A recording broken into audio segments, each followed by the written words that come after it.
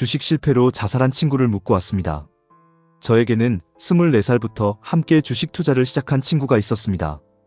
우리는 가난하고 불우한 가정 환경에서 자라며 돈에 대한 열망이 누구보다 컸습니다.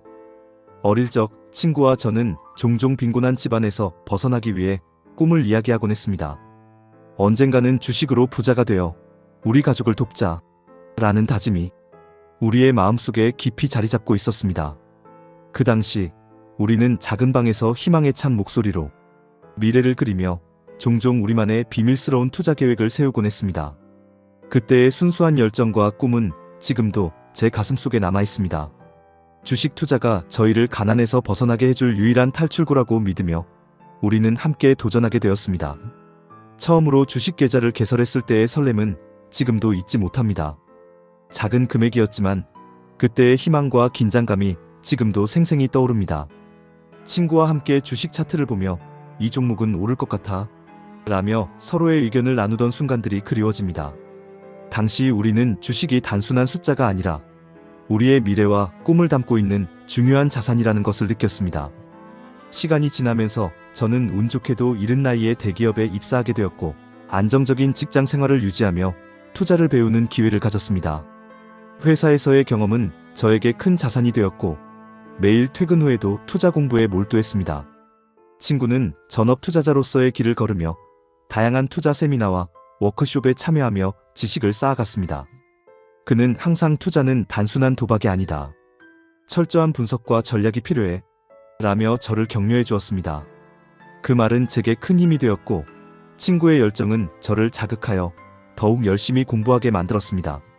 성인이 된 후 우리는 시골의 외진 곳에서 벗어나 처음으로 서울 땅을 밟았을 때 도시의 화려함에 압도되었습니다. 처음으로 지하철을 타고 강남의 증권사에 방문했을 때의 기억은 잊을 수 없습니다.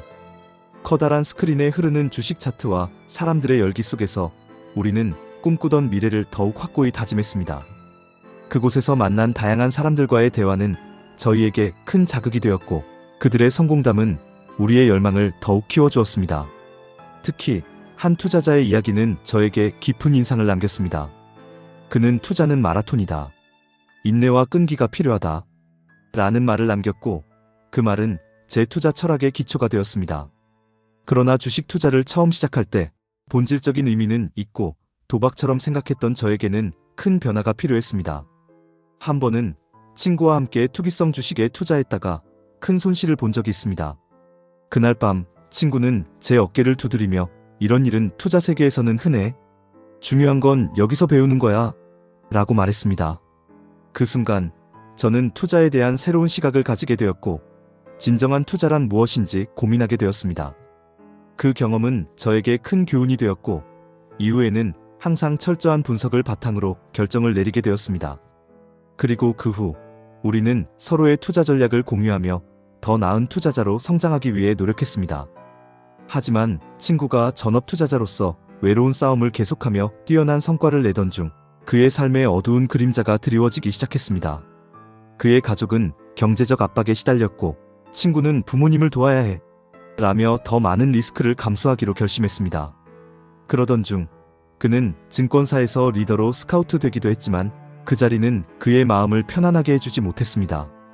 그가 매일매일의 스트레스 속에서 점점 더 힘들어지는 모습을 지켜보는 것이 저에게도 큰 부담이었습니다. 그는 자주 내가 잘하고 있는 걸까? 가족을 위해 더 많은 수익을 내야 해 라고 말하며 불안해하곤 했습니다. 그런 친구의 모습을 보며 제 마음도 아팠습니다. 결국 친구는 자신의 투자의 한계를 느끼고 11월 29일 3시 30분에 모니터 앞에서 스스로 목숨을 끊었습니다. 그 소식을 들었을 때 제 마음은 무너졌습니다. 친구의 죽음은 돈 때문이었습니다. 그의 가족은 항상 경제적 어려움에 시달려왔고 그는 그 압박감에 못 이겨 허탈해졌습니다. 친구는 자신의 원칙을 어기고 도박적 투기에 손을 대게 되었던 것이죠. 그의 죽음은 저에게 큰 충격이었고 그 순간 저는 삶의 무게와 돈의 본질에 대해 깊이 고민하게 되었습니다. 어제 친구의 소식을 듣고 눈물이 멈추지 않았습니다. 화장터에서 친구의 뼈가루를 보며 느꼈던 슬픔과 함께 돈이라는 개념에 대한 분노가 치밀어 올랐습니다. 친구의 마지막 모습이 머릿속에 떠오르며 그가 왜 이렇게까지 힘들어했을까? 라는 질문이 끊임없이 제 마음을 괴롭혔습니다. 납골당으로 친구를 옮기며 그가 이루지 못했던 꿈을 제가 대신 이어가겠다고 다짐했습니다. 저희의 큰 꿈은 전업 투자자로서 경제적 자유를 얻고 의미 있는 삶을 사는 것이었습니다. 친구의 모습을 보며 저의 미래도 저럴 수 있겠다는 생각이 들었습니다. 잠을 잘 때면 그 공포감이 엄습해 두려움이 커졌고 동시에 지금까지 느껴보지 못한 사명감과 무게가 제게 느껴졌습니다. 이 게임에서 반드시 승리자가 되어야겠다는 목표가 생긴 것입니다. 친구의 죽음을 통해 깨달은 것은 단순한 돈의 문제가 아니라 그 뒤에 숨겨진 인간의 욕망과 압박감이었습니다. 그리고 그 압박감이 친구를 이렇게까지 몰아붙였다는 사실이 저를 더욱 슬프게 만들었습니다. 죽음과 투자의 경계에서 친구의 감정을 모두 느낄 수는 없지만 이렇게 소중한 친구를 잃었다는 사실이 참 허망하게 느껴집니다. 친구와의 약속으로 하루 전날 저녁 술 한 잔을 마시기로 했던 것이 너무 슬픕니다. 이제는 친구와 함께 할 수 없다는 현실이 아쉽습니다. 그와 나누었던 소중한 기억들이 그립습니다. 여름밤에 함께 나누던 웃음소리, 겨울에 따뜻한 차를 마시며 나눈 대화들, 그리고 투자에 대한 열정을 나누던 순간들이 모두 그리워집니다. 저는 이제 친구의 못다한 꿈을 이루기 위해 회사를 그만두고 전업 투자자로서의 길을 걸어가려 합니다. 남들이 안정적인 직장을 버리고 위험한 길로 간다고 비난할지라도 이것이 저의 선택입니다. 친구의 죽음을 통해 정말 많은 것을 배웠습니다. 누군가의 죽음을 통해 투자 철학을 배우는 것이 아이러니하지만 저에게는 평생 기억에 남을 경험이었습니다. 마지막으로 두 사람의 출발점은 같았지만 각자의 뜻은 다르다는 생각으로 정진할 것입니다. 친구의 의지를 이어받아 이 전쟁에서 승리자가 될 수 있도록 조언을 부탁드립니다. 긴 글을 읽어주셔서 감사합니다. 결혼자금 2억을 날리고 주식 시장을 떠납니다. 저는 주식 투자 시작을 정말 후회하고 있습니다. 이야기를 간단히 나누고 싶으니 저와 비슷한 처지나 시간이 있는 분들만 들어보세요. 2007년 11월 초 약 2억 원을 벌어 중국 펀드에 투자했습니다. 그 시점부터 중국 시장이 좋았고 수익률도 괜찮았습니다. 하지만 1월에 급락이 찾아와 1,000만 원만 남기고 모든 것을 매도했습니다. 그 후 CMA 계좌에 돈을 넣어두고 있다가 1월 말 우리 증시가 좋아지는 것 같아 뱅키스에서 수수료가 저렴하다는 소식에 혹해 직투를 시도했습니다. 아무런 정보 없이 무작정 투자에 나섰습니다. 그 당시 자통법과 펀드 화랑 같은 이야기가 떠돌아 미래에셋을 사서 묻어두려 했죠. 그러나 2007년 초반 증권주는 계속 하락세였습니다. 2천만 원을 며칠 투자했다가 손실을 보고 매도한 후 한경화후에서 실전 투자자들이 매매하던 오늘과 내일이라는 종목을 1월 최고점에서 2천만 원어치를 매수했습니다. 잠깐의 단타로 수익을 봤지만 장마감 3분 전 급락하면서 모든 것이 무너졌습니다. 그 다음날 반등할 것이라 믿고 추가 매수했지만 다시 급락, 결국 2천만 원을 잃고 제 주식 인생이 시작되었습니다.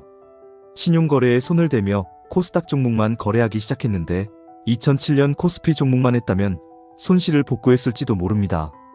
코스닥 종목이 더 급등한다고 믿었던 저는 서브프라임 사태까지 코스닥에만 매달렸고 결국 1억 원을 잃었습니다. 서브프라임 급락 후 강하게 반등할 때 코스피로 이동했지만 12월 말까지 손실은 1억 3,500만 원으로 증가했습니다. 배당 투자에는 관심이 없었으나 강원랜드를 신용으로 3억 원어치 매수하고 배당락 후 급락하면서 다시 손실을 보게 되었습니다. 결국 1월 중순에는 6천에서 7천만 원으로 줄어들었습니다. 그 후 매매를 중단하고 2월 반등장을 노렸지만 바닥에서 현금으로 매수하기보다 신용으로 복구하려 했고 결국 잘못된 선택을 하게 되었습니다. 2월 1일 급등하는 미래에셋을 신용으로 매수했지만 큰 손실을 보게 되었고 그 후에도 계속해서 손실을 겪었습니다. 3월, 4월, 5월 지수는 급등하는데 저는 2월부터 오늘까지 매일 거래를 하면서 단 하루도 수익을 보지 못했습니다. 믿기 어려운 이야기인가요? 60일 거래를 하면서 수익을 낸 날이 5일도 안 되는 것 같습니다. 수익이 날 땐 몇십만 원, 백몇십만 원이지만 손실은 하루에 200만 원, 300만 원, 심지어 400만 원까지 이릅니다. 수익이 나면 홀딩하고 싶지만 신용을 사용하기 때문에 미국장이 떨어지면 다음날 갭 하락이 두려워 손절을 반복하게 됩니다. 그래서 당일 매수 후 3% 넘게 수익이 나면 홀딩하고 3% 미만으로 떨어지면 매도해버리는 방법을 쓰고 있지만 이상하게도 그렇게 한 60일 동안 제가 매수하면 3% 이상 오르지 않더군요. 수수료와 세금 0.35% 이상의 수익이 나도 주가는 계속 하락하니 신용 매수 상태에서 손절을 할 수밖에 없었습니다. 2007년에는 증거금 비율이 낮아 일주일 물려도 괜찮았지만 2008년에는 2일 손실만 나면 반대 매매가 나가니 버틸 수가 없었습니다. 결국 오를 것 같아 매수하면 당일 최고가에서 매수하거나 제대로 매수했어도 주가가 흔들리다 보니 결국 손절을 하게 되었습니다. 현금으로 했다면 괜찮았겠지만 신용이라서 버티지 못했습니다. 현금으로 매수하는 것이 맞다는 걸 알면서도 신용 매수에 대한 중독처럼 계속 매수하게 되는 악순환이 반복되었습니다. 돌이켜보면 매수 후 2일 3일만 기다리면 대부분의 종목이 오르곤 했습니다. 하지만 당일 손실이 나고 다음날 시가가 좋지 않으면 참지 못하고 손절했습니다. 그럼에도 불구하고 제가 참아보자고 하면 주가는 계속 하락했습니다. 이평선에서 지지해 줄 거라 믿었지만 결국 무너지고 말았습니다. 버티다 모든 이평선을 깨트리고 손절매를 하고 나면 이상하게도 그때부터 주가가 오르는 경우가 많았습니다. 매수 후 70에서 80%의 확률로 당일 최고가에서 매수하고 손절 후에도 종가가 제 매도가 아래인 경우는 거의 없었습니다. 매도한 후 반드시 1% 이상 오르거나 떨어지는 상황이 반복되니 정말로 기가 막히고 어이가 없었습니다. 왜 매일 손실을 보면서도 신용 매수를 계속했냐면 정말 믿기지 않았습니다. 이렇게 장이 상승하는데 단 하루도 신용 매수로 2% 이상의 수익을 내지 못하는 게 말이 되는지 귀신이 씌이지 않고서는 이해할 수 없었습니다. 억장이 무너지고 기가 막혀서 단 하루라도 신용 매수로 2% 수익을 내보자는 오기가 생겼습니다. 제가 뽑아놓은 종목 중에는 10% 올라갔던 것도 있었습니다. 그걸 매수했더라면 성공했겠죠. 하지만 이상하게도 당일 동시효과를 보면 다른 종목이 눈에 들어옵니다. 그 종목이 먼저 시세를 내고 신용으로 몰빵하면 그 종목은 오르지 않고 제가 원하던 종목은 날아갑니다. 이런 식으로 계속 꼬이는 겁니다. 제가 매수한 종목이 마이너스 1% 조정을 받고 있을 때 동양제철화학은 5% 급등합니다. 안 돼, 지금 팔면 물리겠지 하며 포기하는데 결국 제 종목은 마이너스 1%에서 2%로 끝나고 동양제철은 제 매수가에서 떨어지는 상황이 반복됩니다. 매수가 대비 마이너스 3%가 흘러내리면 신용이니 손실은 9에서 10%가 발생합니다. 매도하면 수수료와 세금 때문에 더 큰 손실이 되고 결국 손절하면 그때부터 다시 오르기만 합니다. 이런 식으로 매일 손실이 쌓이고 하루에 어쩌다 수익이 나는 날이 있습니다. 한양증권의 경우 4월 28일 신용 매수했더니 역시나 떨어졌습니다. 마이너스 3%까지 물린 상황에서 이를 악물고 버티니 막판에 끌어올려서 매도가를 뚫으려 했습니다. 그래서 22,200원에 매도를 걸어놨었죠. 그런데 장마감에 거침없이 올라 22,400원까지 갔습니다. 상한가를 갈 것 같아 매도를 취소하고 지켜보았지만 종가는 다시 21,850원으로 끝났습니다. 고민하다가 매도하지 않고 오버했지만 다음날 미국장이 폭락하니 시초가에서 매도하려고 했더니 동시효과부터 떨어졌습니다. 결국 3% 수익에서 마이너스 2% 손실로 돌아섰습니다. 신용인이 더 큰 손실이죠. 이런 악순환이 계속되니 이틀 연속 수익을 본 적이 없습니다. 매일 손실을 겪으면서도 하루 수익이 나면 오히려 더 오버하게 되고 다음날 미국장 폭락의 여파로 다시 손실을 보게 되는 상황이 반복됩니다. 정말로 억장이 무너지는 기분입니다. 언제쯤 이 악순환에서 벗어날 수 있을지 걱정입니다. 정말 단 한 번만 신용 매수해서 2% 수익을 내고 싶었습니다. 하루라도 수익이 나면 그 다음날도 수익을 보겠지 하는 마음으로 계속 손실을 감수하며 도전했지만 결국 실패했습니다. 오늘도 아침 시가부터 매수했어야 했는데 양봉이 3개 나왔을 때 제가 매수하자마자 지수가 꺾여버리더군요. 정말 아이러니한 건 3일 동안 주목했던 LS전선을 마이너스 2%일 때 매수했어야 했는데 마이너스 1%일 때 매수했습니다. 매수와 동시에 오후가 정도 올랐던 것 같고 94,900원에 대기를 걸었지만 94,700원에서 다시 내려가고 말았습니다. 보통 900원까지는 올라가곤 하는데 제가 매수한 종목은 항상 이렇습니다. 21선도 지지하지 못하고 무너지는 종목을 매수하니 잘 될 리가 없죠. 3일 연속 떨어진 종목이 이번에는 반등하겠지 싶어 매수했지만 역시나 다시 하락했습니다. 그런데 성광밴드가 4% 후반에서 급등하는 모습을 보며 매수할까 망설였습니다. 오늘의 후유증이 있어서 물릴까 두려웠습니다. 결국 매수하지 않고 지켜보니 그 종목은 10% 가까이 올라갔습니다. 그때 매수했더라면 적어도 4% 수익, 신용으로는 12% 이상을 챙겼을 텐데 후회만 쌓였습니다. 그러다 한양증권이 다시 급등하는 모습을 보고 물릴까 두려웠지만 당일 고점을 돌파하니 상한가를 갈 것 같아 매수했습니다. 23,500원에서 왔다 갔다 하던 종목을 23,350원에서 매수했더니 그 이후로는 줄줄 흘러내리더군요. 또다시 마이너스 3% 이상 떨어지며 죽을 맛이었습니다. 결국 마이너스 2.8%에 종가 손절을 하게 되었습니다. 웬만하면 물리면 오버하곤 했지만 이번에는 제 자신에게 화가 나고 왜 항상 매도를 해야 할 당일 최고가 근처에서 매수를 하게 되는지 정말 기가 막혔습니다.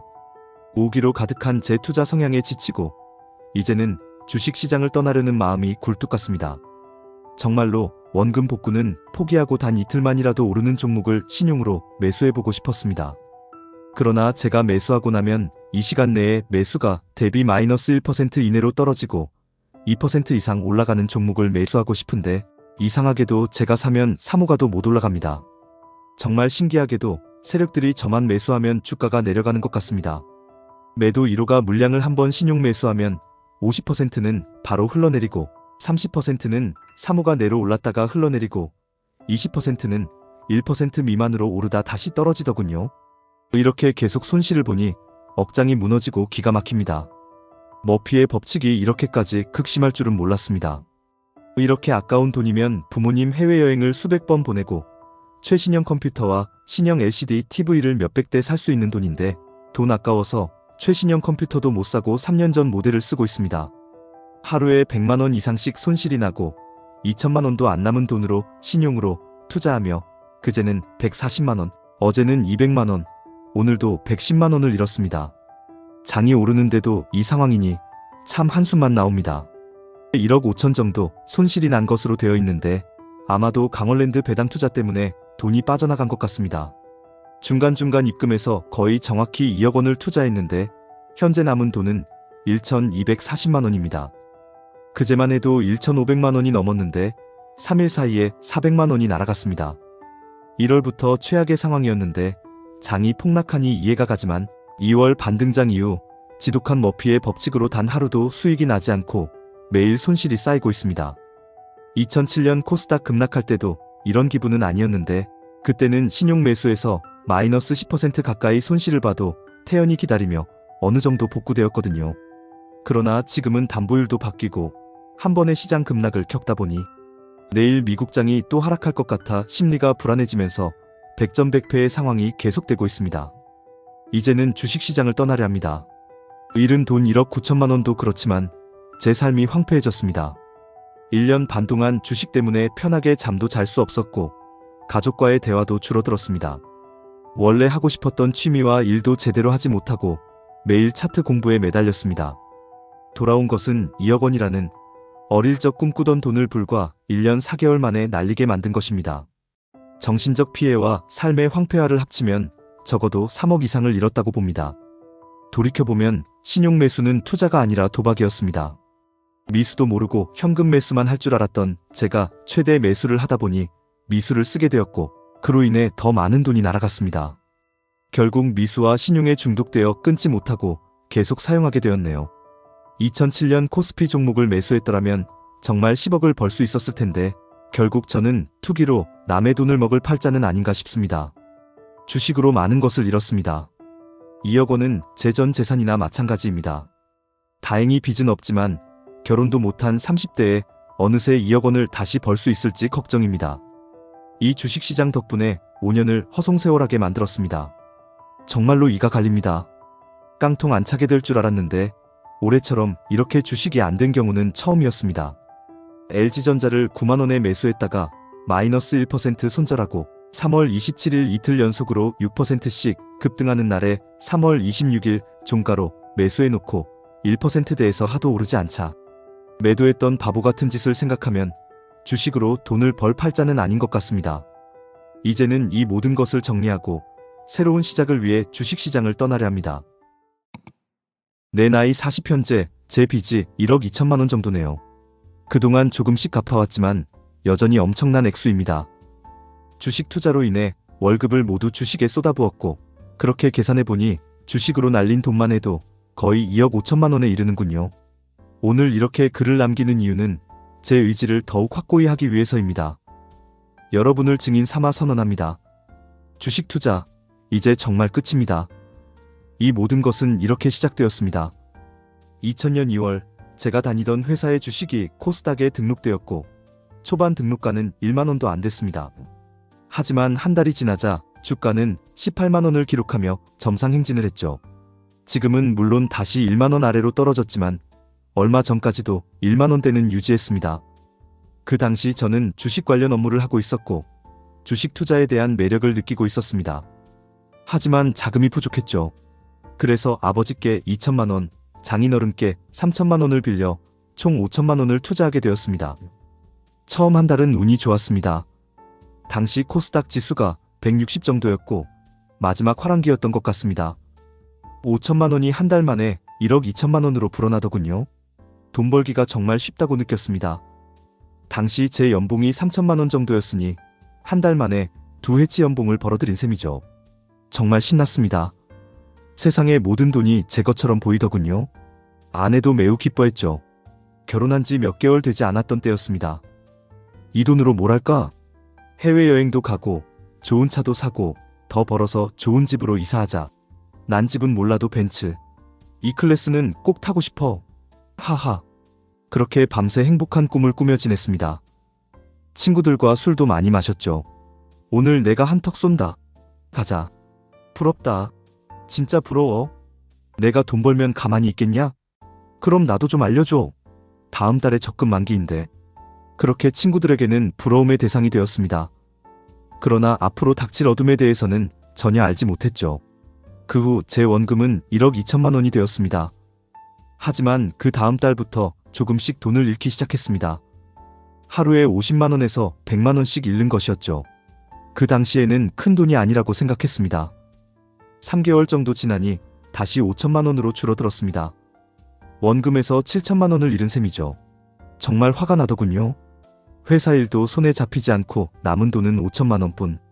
새로운 마음가짐으로 다시 시작하려 했지만 빨리 돈을 벌고 싶다는 조급함이 저를 지배했습니다. 그때 미수거래에 대해 생각하게 되었고 빠르게 손실을 만회하려는 마음에 지옥 같은 어둠을 경험하게 되었습니다. 가끔 회사에 휴가를 내고 집에서 HTS를 통해 거래를 하며 단타, 즉 데이 트레이딩을 시작했습니다. 하루에 1,000만 원이 날아가는 것은 우습게 느껴졌고 가슴이 두근거리며 담배를 피우게 되었습니다. 그렇게 한 달이 지나자 흔히 말하는 깡통이 되어버렸습니다.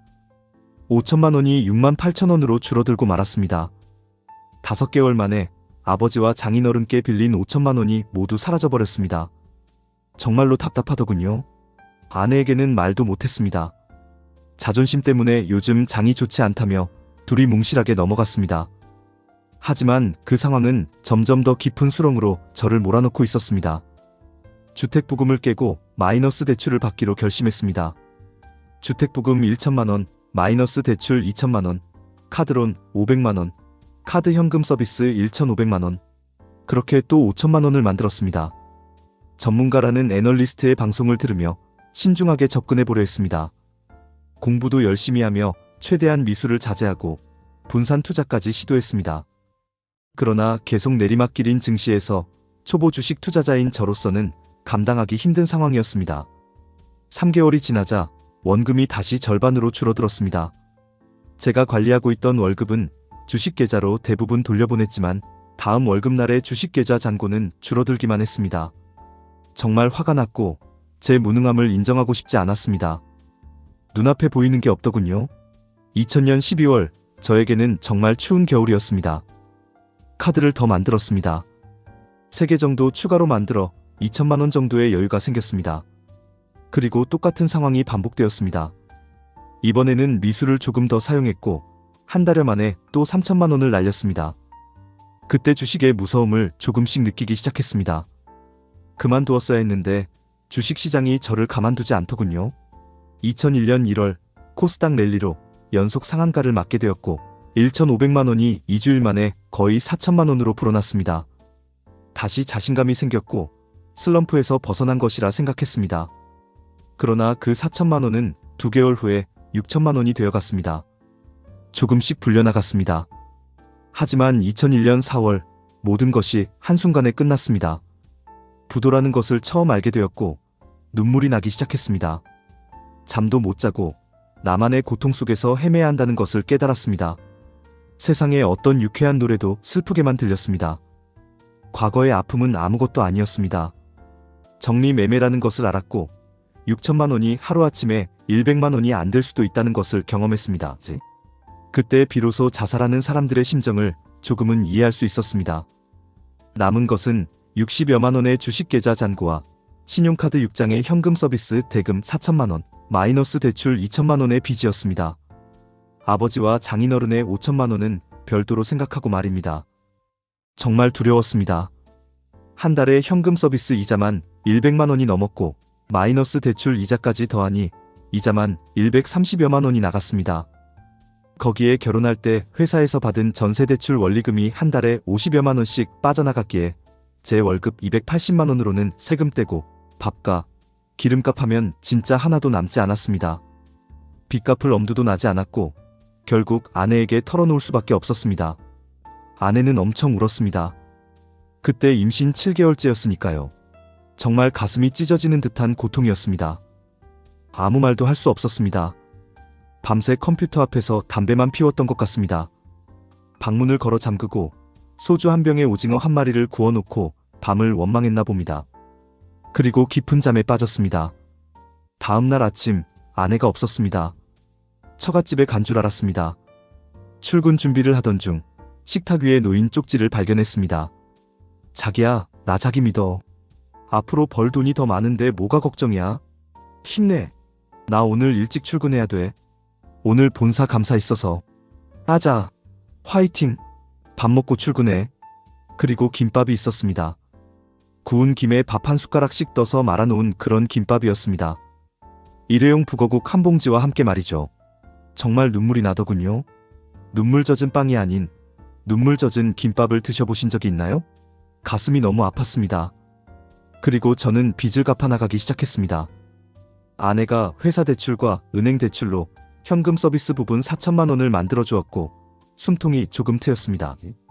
그렇게 6개월을 지내면서 열심히 빚을 갚아 나갔고 1,000만 원 넘게 갚았습니다. 하지만 그놈의 주식 귀신이 저를 가만두지 않더군요. 2001년 12월 보물선이라는 뉴스가 제 귀를 간지리더군요. 대박이다. 대박.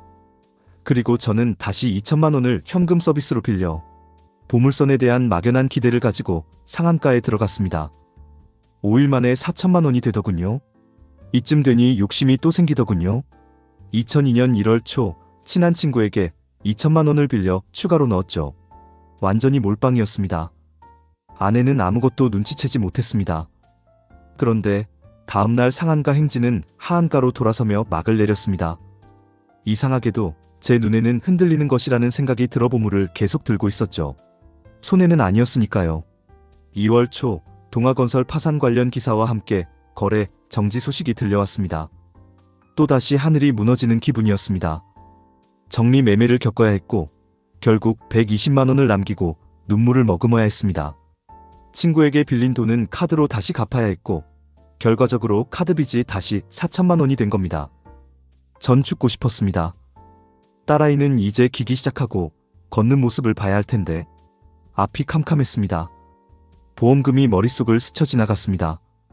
제 보험금이면 빚을 다 갚을 수 있을 것 같았습니다. 얼마간의 돈도 남길 수 있을 것 같았죠. 대신 사고로 죽어야 했습니다. 그래야 종신보험과 상해보험으로 3억 원 정도는 나오니까요. 교통사고가 제일 좋겠다고 생각했습니다. 출근하며 가장 좋은 지점을 미리 봐두었습니다.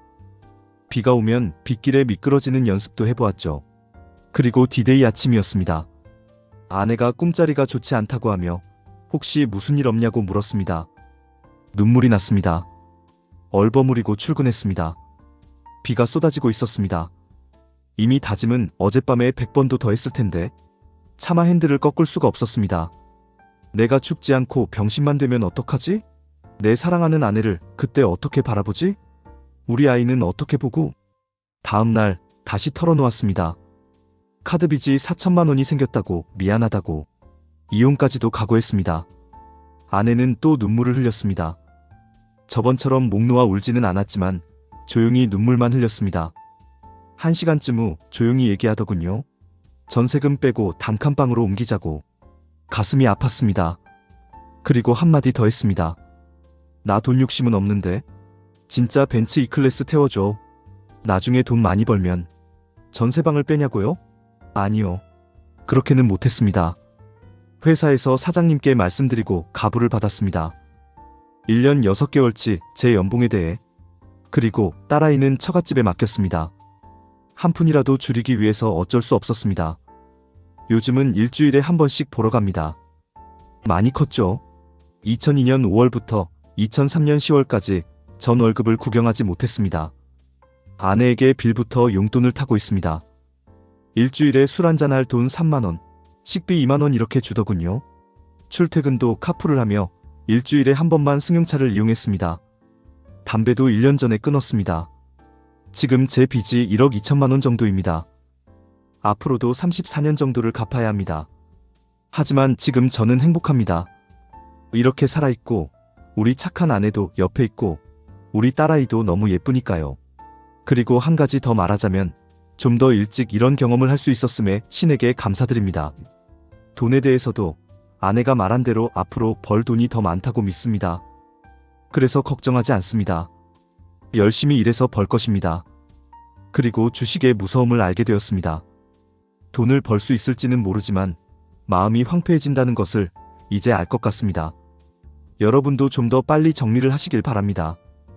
벌고 있을 때, 덜 잃고 있을 때, 모두 다 잃지 않았을 때, 돈보다 더 중요한 것을 잃기 전에 말입니다. 내 나이 50 자괴감이 드는 하루, 주식으로 또 망했네요. 다시 주식에 발을 들인 이유와 그로 인한 고통. 주식은 다시 안 하겠다고 하늘 앞에 맹세했지만 결국 다시 하게 되었고 또다시 망했습니다. 돈을 잃어도 빚만 없으면 희망이 있지만 그놈의 빚이 사람을 감당 못하게 하더군요. 저는 돈을 잃는 건 참을 수 있지만 빚이 있어도 충분히 감당할 수 있다고 생각했습니다. 그런데 자괴감이 저를 바위처럼 억누르고 있습니다. 그때 왜 다시 주식을 했을까요? 왜 그렇게 원칙을 지키지 않았을까요? 돈을 잃는 것보다 자신에 대한 자괴감이 더 큰 고통으로 다가옵니다. 그리고 나 자신보다 주위에 사랑하는 사람들에게 힘들게 하는 게 더 힘들다는 걸 깨달았습니다. 혼자라면 쪽박 차고 고시원에서 라면에 소주 마시며 어떻게든 살아갈 수 있을 텐데 사랑하는 사람들의 눈초리가 중압감으로 다가옵니다. 벤처기업으로 가서 청춘을 낭비하고 주식으로 가족을 불행하게 만들었네요. 인생의 절반 이상을 살았고 앞으로 살아봤자 30년에서 40년인데 이 짧은 인생에 왜 이렇게 살고 있는지 가슴이 저려옵니다. 주위에 산과 들에 코스모스가 아름답게 피어있고 노란 나비가 무리지어 날아다니는데 그 풍경 속에서 세상은 변하지 않았지만 저만 변해버린 것 같습니다. 오늘은 정말 힘들어서 대낮부터 술 한잔하고 노래방에 가고 싶었는데 주머니를 뒤져보니 1,000원짜리밖에 없네요. 한 끼 식사에 100만 원 이상 썼던 적도 있는데 만 원이 없어 노래방에 못 간다니 참 불쌍한 인생입니다. 이 모든 것이 제가 스스로 만든 인생이기에 절대 누굴 탓하진 않겠습니다. 다만 사랑하는 분들에게 너무 죄송스럽습니다. 스스로 한심해 보이고 저를 욕하게 됩니다. 왜 인생을 그렇게 사냐고요? 저도 이렇게 살려고 한 건 아닙니다. 지난 날을 생각해보면 그렇게 대충 살지도 않았습니다. 정말 없는 집에서 태어나 학원 한 번 참고서 한 번 못 사보며 부모님을 호강시켜드리겠다고 열심히 공부했습니다. 결국 춘천에서 유일하게 인서울대학에 들어갔죠. 법대에 가고 싶었지만 고시에 붙지 못하면 인생이 끝난다는 담임 선생님의 말씀을 믿고 경영학과에 진학했습니다. 장학금도 받고 그 당시 잘 나가던 대기업에 입사했지만 월급이 잘 나오고 직장이 튼튼해도 제 인생이 없다는 걸 느꼈습니다. 그래서 벤처기업으로 옮겼고 그렇게 시작한 게 주식이었습니다. 그때 저는 주식에 천부적인 소질이 있다고 생각했고 자신감이 넘쳐서 월급을 받으면 바로 주식 계좌에 입금하기 시작했습니다. 2천만 원으로 8천만 원을 만든 후 적금 2천만 원을 더해 1억 원으로 세팅했습니다. 2천만 원이 8천만 원이 되었던 것처럼 1억 원으로 5억 원을 목표로 주식 매매를 시작했습니다. 처음 매수한 종목이 10% 가까이 올랐습니다. 하루에 1천만 원의 수익이라니 기분이 이상했습니다. 팔아야 할까 아니면 내일 더 오르겠지 하고 고민했습니다. 하지만 다음 날은 마이너스 10% 하락했습니다. 그때의 심리로 10% 수익을 생각하며 미수를 써서 더 매수했습니다. 그러나 그 다음 날 또다시 마이너스 20% 하락했고 주식을 전량 매도하니 수익은 고사하고 반토막이 되어 5천만 원이 남았습니다. 정말 이때 주식을 그만두어야 했습니다. 하지만 원금 생각을 떨쳐버릴 수가 없었습니다. 지금 생각하면 눈물이 나게 후회됩니다. 주식을 그만두어야 했는데 신용대출 3천만 원과 카드 대출 2천만 원을 받아 다시 투자액을 1억 원으로 만들었습니다. 주식에서 대출받아 하는 건 절대 안 되는 일인데 겁이 없었습니다. 다시 수익을 낼 수 있을 거라 믿었죠. 이런 상황에서 미수에 덫에 빠져 손실에 대한 복수심으로 성급한 매매를 하게 되었습니다. 내가 사면 내리고 손절매를 하면 오르는 기이한 경험을 반복한 후 다시 5천만 원으로 반토막 나고 나서야 정신을 차렸습니다. 그렇게 다시 주식을 전량 매도하고 신용대출금과 카드대출 5천만 원을 갚고 다시는 주식을 하지 않으리라 다짐하며 적금을 들기 시작했습니다. 하지만 1년 후 적금이 2천만 원이 되어갈 무렵 한 종목이 눈에 들어왔습니다. 이번에는 손실을 만회하고 싶었습니다. 그래서 이번 딱 한 번만 하자고 마음먹고 증권계좌로 2천만 원을 이체 후 매수했습니다. 다음 날 매수한 주식이 10% 상승했습니다. 기분 좋게 매도했지만 그 후 그 주식이 상한가까지 갔습니다. 난 운이 없나 보다 하고 넘기려 했지만 그 다음 날도 상한가가 이어졌고 가슴 한구석이 답답해졌습니다. 그래서 약속을 어기고 다른 주식에 손을 대기 시작했습니다. 결국 1년 전과 똑같은 경험을 하게 되었습니다. 미수의 덫에 빠져 다시 신용대출 3천만 원과 카드대출 2천만 원을 받았고 그 대출금도 대부분 잃게 되었습니다. 그렇게 대출금까지 모두 잃고 다시 대출금을 갚고 성실하게 적금을 들기 시작한 지 3년이 되었을 때 다시 주식에 손을 대기 시작했습니다. 처음에는 정석 투자로 2천만 원가량을 벌었습니다. 우량주와 가치주에 중기 투자하며 미수는 아예 사용하지 않았습니다. 하루하루 쌓여가는 잔고에 흐뭇한 시간이었죠. 그러나 폭락장에서는 하루에 1천만 원씩 잃었습니다. 믿고 투자한 유행주가 폭락장에서 버티지 못하고 이틀 동안 20% 가까이 떨어지자 미수가 떠올랐습니다. 다시 증권사에 전화해 미수를 풀었습니다. 그러나 내가 매수한 날부터 3일간 연속 하락하였고 내가 판 우량주는 반등했습니다. 오늘도 한 종목에 미수를 쳤다가 거의 다 잃게 되었습니다. 코스피 200 종목이기에 하한가까지 갈까 했는데 내가 산 날 내가 미수로 사면 어김없이 최저가로 떨어졌습니다. 이제 더 이상 잃을 돈도 없고 더 이상의 모험은 할 수 없는 나이가 되었습니다. 이제 성실하게 하나하나 모으고 갚아야 합니다.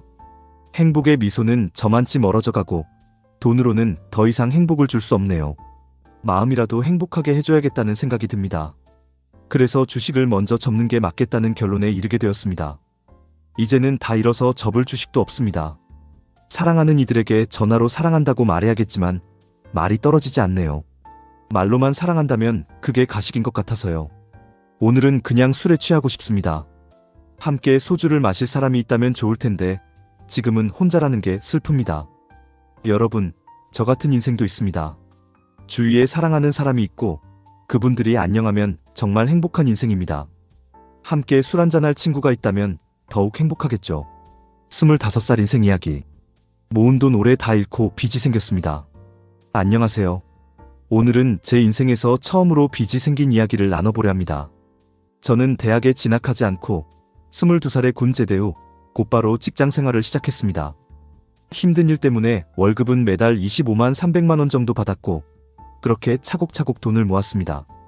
특별히 쓸 일이 없어서 돈을 모으는 데는 큰 어려움이 없었죠. 그러던 중 25살이 된 3월에 한 온라인 게임에 3천만 원을 썼습니다. 사실 그때까지는 빚을 지지 않고 제 돈으로만 쓴 거라 그렇게 큰 문제가 없다고 생각했어요. 하지만 주식을 시작하면서 상황이 달라졌습니다. 약 500만 원으로 시작했는데 20% 수익, 10% 수익이 쉽게 나더군요. 아, 금방 돈을 벌겠구나. 게임에 쓴 돈도 금방 다시 모을 수 있겠구나 싶어서 대출을 받았습니다. 대출금은 약 5천만 원이었죠. 초반에는 순조롭게 주가가 오르더니 6,600만 원까지 올라갔습니다. 이게 뭐야, 돈 벌기 쉽네 하며 내심 기뻐했죠. 그런데 며칠 지나지 않아 급등했던 테마주가 급락하기 시작했습니다. 결국 원금도 찾지 못한 채 3,500만 원만 손에 쥐고 허겁지겁 빠져나왔습니다. 눈물은 나오지 않았지만 앞으로 어떻게 해야 할지 막막했습니다. 비동금만 5천만 원인데 1,500만 원이 마이너스가 나버렸으니 올 한 해 동안 저는 4,500만 원을 잃거나 썼습니다. 해외여행 한 번 못 가보고 정장 한 벌 없이 주식과 게임에 4,500만 원을 날렸습니다. 참 웃기죠. 어머니께서 돈 잘 모으고 있니? 물어보셨을 때 솔직하게 대답할 수 없었던 게 정말 안타깝습니다. 대학에 가려고 공부 중이었는데 만약 붙게 된다면 부모님께 손을 벌릴 판이니 솔직히 말해야 할지 고민입니다. 집안 분위기가 어떻게 될지 두려운 마음도 드네요. 이렇게 뼈 빠지게 일해놓고 소중한 돈을 게임 중독과 주식에 날리다니 정말 한심한 인간이 되어버린 기분입니다. 이제껏 욕먹으면서 왜 그렇게 열심히 일을 했는지 의문이 드네요. 하지만 빚이 생긴 이상 이를 갚기 위해 다시 뼈 빠지게 일해야겠죠. 결국 주식 안 하게 된 이유. 지금으로부터 2년 전 저는 처음으로 주식이라는 세상에 발을 들였습니다. 한 형님이 X라는 회사가 주식 소각을 한다고 알려주셔서 주식이 뭔지도 모르고 은행에 가서 증권 계좌를 만들고 통장에 있던 200만 원을 입금한 후 그 회사의 주식을 모두 샀습니다. 그리고 일주일 뒤 주식 소각 소식과 함께 이틀 동안 상한가를 치더니 60만 원의 수익을 올리게 되었습니다. 그렇게 쉽게 돈을 벌 수 있다는 경험은 주식의 매력에 빠지게 만들었습니다. 그러나 그것이 불행의 시작이었죠. 이후 형님은 Y 회사가 장기적으로 대박 날 것이라고 하셨고 아무런 개념 없이 전 재산인 500만 원을 투자했습니다. 그러나 그 주식은 계속 하락하기만 했고 점점 실망이 쌓였습니다. 그러다 보니 증권 관련 책을 10권 정도 읽고 나서야 나도 돈을 벌 수 있겠다는 자신감이 생겼습니다. 하지만 5% 손실로 모든 주식을 팔아치우고 다른 종목에 투자했을 때 2주 후에 100만 원 정도의 수익을 올리게 되었습니다. 주식에 점점 맛을 들이게 되면서 욕심이 커졌고 집의 이야기에서 3천만 원을 빌려 본격적으로 큰 투자를 시작했습니다. 금액이 커지니 하루에 100만 원을 벌 때도 있었습니다. 2004년 6월까지 약 500만 원을 벌었고 자신감이 불어나기 시작했습니다. 하지만 어떤 종목에 들어갔을 때 주가가 계속 떨어져 잔고가 4천만 원에서 3,300만 원으로 줄어들었습니다. 700만 원이 순식간에 날아가니 분노가 치밀어 올랐죠. 그 후 팍스넷 같은 곳에서 무료 증권 방송을 듣게 되었고 그 순간부터 상황이 더 악화되었습니다. 몇 번의 성공적인 거래로 300만 원을 이틀 만에 벌었지만 점점 세력주에만 관심을 가지게 되었습니다. 얼마 지나지 않아 하한가를 2번 맞고 계속해서 손실이 쌓였습니다. 결국 원금 3,500만 원이 1,500만 원으로 줄어들었고 연말에는 1,000만 원으로 한 해를 마감했습니다. 다음 해 분노가 치밀어 적금을 깨고 2,500만 원으로 다시 시작했지만 풀미수와 세력주 공략으로 투자금이 다시 1,000만 원으로 줄어들었습니다. 월급을 타면 전부 증권 계좌에 넣고 원금을 만회하려고 애썼지만 계속 잃기만 했습니다. 그런 상황에서도 절망하지 않았고 금방 만회할 수 있을 거라 믿었습니다. 입사한 지 3년 차에 일에 소홀해지고 상사에게 찍히며 여자친구와도 헤어졌습니다. 밤마다 인터넷을 뒤지며 투자 정보를 찾느라 생활은 엉망이 되었죠. 2005년 초 상승장에서도 세력주에만 매달리며 계속해서 손실을 보았고 정말 살기 싫은 순간들이었습니다. 2005년 6월 어느 날 회식 중에 팀장이 저에게 이렇게 말했습니다. 자네 입사한 지 얼마 되지 않았는데 일을 그 정도밖에 못하나? 동료들 앞에서 심한 망신을 당한 그날 3차까지 술을 마시고 집에 가는 길에 저는 큰 소리로 말했습니다. 내일 출근 안 하겠습니다. 사표 던져버리면 그만 아닙니까? 비를 맞으며 집에 갔죠. 멋지게 사표를 던지고 나가는 상상을 하며 말입니다. 다음날 눈을 떴습니다. 오늘 사표를 내야겠지? 라는 생각이 들었지만 1분도 안 되어 주식 투자로 잃은 6천만 원이 떠올랐습니다. 당장 갈 데도 없고 너무 부끄러웠지만 출근하니 어제의 일은 전혀 생각나지 않는 듯 너스레를 떨었습니다. 동료들이 저를 한심하게 쳐다보는 것 같았고 집에 와서는 한없이 눈물을 흘렸습니다. 그제야 제가 지금 무엇을 하고 있는지 얼마나 미친 짓을 하고 있는지 깨닫게 되었습니다. 그 후 3개월 동안 형님이 추천해준 Y회사의 주식에 남은 1,000만 원을 묻어두었습니다. 그 주식은 형님이 추천해준 때보다 무려 2배가 오른 상태였습니다. 그때 그 주식만 사서 묻어두었더라면 억을 벌었을 텐데 가슴을 쳤습니다. 그렇게 2개월 동안 주식을 잊고 야근하며 일에만 몰두했습니다. 잘리면 안 될 것 같아서요. 9월에 들어서면서 Y 주식이 이번 달에 오를 것 같다는 이야기를 들었습니다. 회사의 실적이 어닝 서프라이즈 수준이라는 정보였습니다. 원금 회복의 절호의 기회라는 생각이 들어 친구에게 빌리고 대출을 받아 목돈을 만들었습니다. 완전히 망할까 두려웠지만 하늘이 기회를 주는 것 같아 억누르고 과감하게 투자했습니다. 그 결과 주식이 9월 한 달 동안 약 50% 올랐습니다. 빌린 돈을 모두 갚고 잔고가 4천만 원 가까이 되었습니다. 즉시 팔았고 집에 3,500만 원을 들였습니다. 드디어 통장에 잔고 500만 원이 생겼습니다. 비록 3천만 원은 잃었지만 이 정도만 해도 어디입니까? 부모님께 빌린 돈을 갚고 나니 세상의 모든 걱정이 사라진 기분이었습니다. 지난 20개월이 잘 떠오르지 않는 건 기억하기 싫었던 시간이었기 때문입니다. 잘못된 투자 방법으로 2년 가까운 세월 동안 마음고생을 했지만 그래도 주식 투자는 계속할 생각입니다. 단, 금액은 200만 원으로 정하고 연 20% 수익을 목표로 우량주에 장기 투자해보겠습니다. 그리고 그 어려운 시절에도 월급을 꼬박꼬박 주며 먹고 사는데 지장을 주지 않았던 회사에 감사하며 일에 더욱 몰두할 생각입니다. 긴 글 읽어주셔서 감사합니다. 성투하시기를 바랍니다. 주식에 얽힌 우리 집안의 비극입니다. 우리 가족은 아버지의 주식 투자로 인해 큰 비극을 겪었습니다. 1998년 IMF 위기를 겪으면서 아버지는 퇴직금으로 주식 투자를 시작하셨고 처음에는 성공을 거두셨습니다. 하지만 IT 거품이 꺼지면서 모든 현금 자산을 잃게 되었고 결국 집을 담보로 다시 주식에 손을 대셨습니다.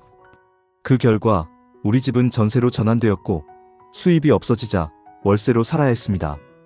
어머니는 그런 아버지를 믿고 주식 외에 다른 방법으로라도 생계를 이어가자고 애원하셨습니다. 내 식구가 함께 살면 행복할 것이라고 눈물을 흘리며 이야기하셨습니다. 아버지는 그 말을 듣고 어렵게 직장을 구하셨습니다. 그런데 어느 날 아버지는 이번에는 틀림없다며 눈이 벌개져 집으로 들어오셨습니다. 그 주식이 어떤 것인지 기억은 나지 않지만 어린 저의 귀에 들어온 바로는 오랫동안 바닥을 다지던 주식이었던 것 같습니다. 어머니는 아버지가 고생하며 얻은 결과라고 믿고 돈을 모아주셨습니다. 아버지를 믿었기 때문에 주신 것이었습니다. 아버지는 그것으로 망해도 상관없다고 생각하셨던 것 같습니다. 되면 좋고 안 되면 그 나름대로 의미가 있을 거라는 깊은 생각이셨죠. 어린 저도 그런 어머니를 믿었습니다. 그리고 그 주식이 잘 될 것이라는 기대는 하지 않았습니다. 그러던 중 그 주식이 상한가를 3번이나 기록했습니다. 이틀 연속으로 오르며 아버지는 그동안의 고생이 보상받는 것처럼 느끼셨습니다. 그리고 3일째 되는 날 아버지는 인터넷을 보여주며 우리가 산 주식이라고 외쳤습니다. 우린 이제 부자가 됐다. 어린 저는 왜 3일 만에 부자가 되었는지 이해하지 못했습니다. 어머니는 그저 웃으며 지나쳤습니다. 그녀의 행복은 돈의 유무에 있지 않았고 아버지가 기뻐하는 것만으로도 충분했습니다. 아버지와 어머니는 서로를 사랑했습니다. 아버지는 그 주식을 다음날 팔겠다고 하셨습니다. 욕심 부리지 않을 거야. 내일이면 팔아. 그래요. 어머니의 지긋한 모습이 기억납니다. 그 다음날 아버지는 돌아오지 않았습니다. 이틀이 지나도 소식은 없었습니다. 어머니는 걱정하며 여기저기 전화하고 찾아보셨습니다. 회사에서도 나오지 않았다는 소식을 들었습니다. 그러던 중 3, 4일 뒤 집에 전화가 걸려왔습니다. 거기 무슨 시댁인가요? 어디신데요? 증권사입니다. 무슨 씨가 미수를 쳐서 변제하셔야 하는데. 변제라니요? 그때 저는 변제라는 말이 무슨 뜻인지 몰랐습니다. 엄마, 이상한 전화가 걸려왔어? 아버지를 찾느라 지쳐있던 어머니는 아버지와 관련된 어떤 단서라도 찾으려 전화를 받으셨습니다. 여보세요. 사실은 이렇습니다. 아버지가 샀다는 그 주식, 결국 부도가 나버린 겁니다. 원금만 잃은 게 아니라 미수로 투자했던 것입니다. 정확히 얼마인지는 모르겠지만 아버지가 모은 돈과 어머니가 주신 돈에 더해 어디서 돈을 끌어다 미수를 썼고 그 결과 대략 7천만 원의 미수금이 생겨버린 겁니다. 아마 아버지는 오랫동안 지켜본 그 주식이 이번에는 크게 오를 것이라고 믿고 이틀째에 추가로 주식을 더 사버린 것 같습니다. 그것도 미수로요. 아버지는 집으로 돌아오셨지만 사랑하는 어머니에 대한 죄책감과 가족에 대한 책임감, 그리고 빚에 대한 압박감이 그를 괴롭혔습니다. 결국 아버지는 어느 모텔에서 목숨을 끊으셨습니다. 7천만 원의 빚 때문에 그렇게 어리석게도 자신의 생명을 포기한 것입니다. 주식 거래로 인해 우리 집안은 기울어지기 시작했고 급기야 아버지까지 잃게 된 겁니다. 어머니는 절망에 빠져 이렇게 말씀하셨습니다.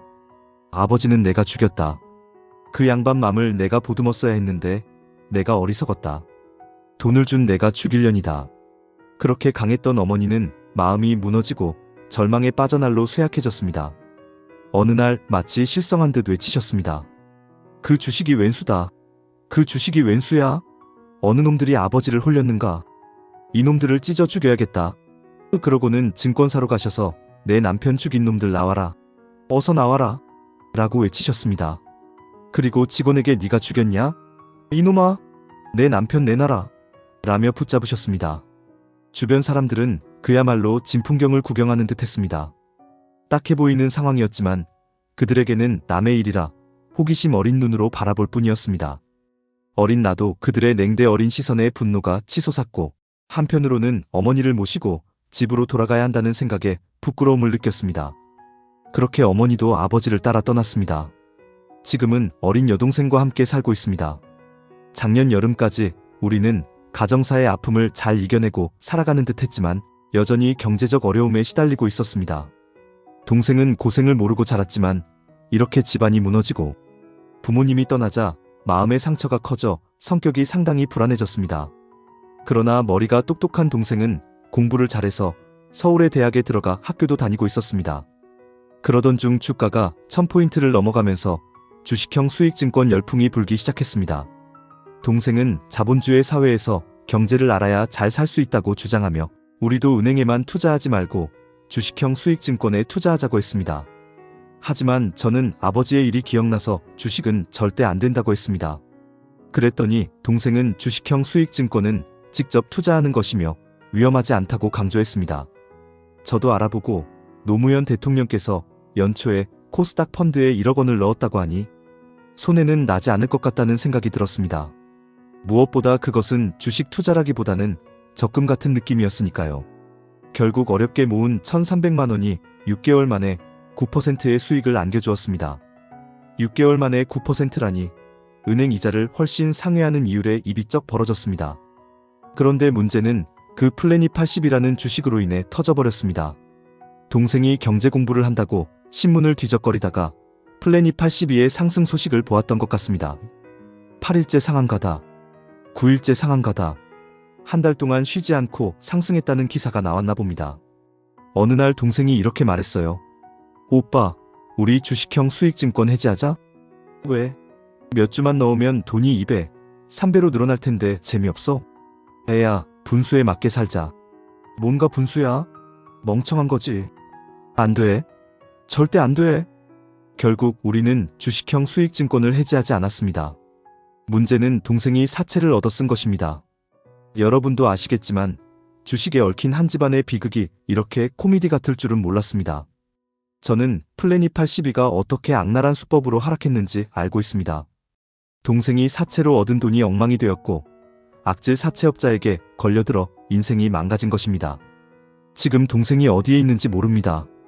동생은 절대 부끄러운 짓을 하지 않을 겁니다. 지금 어딘가에서 스스로 답답하고 괴롭게 살고 있을 것입니다. 하지만 부끄러운 일은 하지 않을 거예요. 내 동생은 성격이 유별나 보이지만 하지 말아야 할 일은 하지 않는 성격이니까요. 주식 투자도 하지 말아야 할 일이었죠. 그건 뭐랄까 이해해 주십시오. 우리 집안에 흐르는 일종의 주식에 얽힌 유전적 현상이라고 할까요? 정말 답답하네요. 그래서 제가 이렇게 장문의 우리 집안 이야기를 쓰는 이유는 무엇일까요? 그건 바로 아버지와 어머니의 무덤 앞에서 맹세한 것이 있기 때문입니다. 그게 뭐냐고요? 다른 게 아닙니다. 복수하고 싶다고. 무엇에 대한 복수냐고요? 주식에요. 주식에 복수하고 싶다고요. 이렇게 말했어요. 아버지, 어머니, 나 주식에 복수하고 싶어요. 내 가정, 내 부모의 행복을 앗아간 그 주식에 복수하고 싶어요. 그 주식을 조종하는 사람들 있잖아요. 왜 살 길을 주지 않았냐고, 왜 도망갈 길을 주지 않고 아버지 돈을 다 해먹었냐고, 내 동생의 인생을 왜 이렇게 만들었냐고 그들을 찾아가서 말하고 싶어요. 그냥은 싫어요. 그들을 부숴버리고 싶어요. 나는 아무 힘이 없어요. 어떡해요? 어떤 중국 사람은 돈 100만 원 가지고 460억을 벌었다는데 내게 그런 힘이 없으면 어떡해요? 나도 내 인생을 주식에 묻어가지고 나중에 목숨을 끊을까 하는 상황이 벌어질까 두려워요. 주식 거래하면서 불안에 떠는 아버지의 눈을 기억해요. 남몰래 돈을 잃고 마음 졸이며 영혼이 피폐해져가는 동생의 모습이 상상이 돼요. 아버지, 나 이거 안 할 게 아니라 정말 복수하고 싶어요. 엄마, 나 말리지 마요. 할게요. 해볼게요. 날 죽여줘. 죽을 각오로 하는 게 아니라 죽은 채로 할게요. 아버지, 어머니, 내게 힘을 줘. 이런 마음에서 시작하게 된 주식 거래입니다. 매일 손실률이 마이너스 2%에서 마이너스 3%까지 떨어졌습니다. 그러다 돈이 떨어지면 다시 일하러 나가고 하루벌이가 5에서 6만 원이었습니다. 그렇게 한두 달이 지나면 다시 그 돈으로 주식에 달려들곤 했습니다. 깨지고 또 깨지는 일도 반복했습니다. 현재 그런 식으로 10번이 넘게 반복하고 있습니다.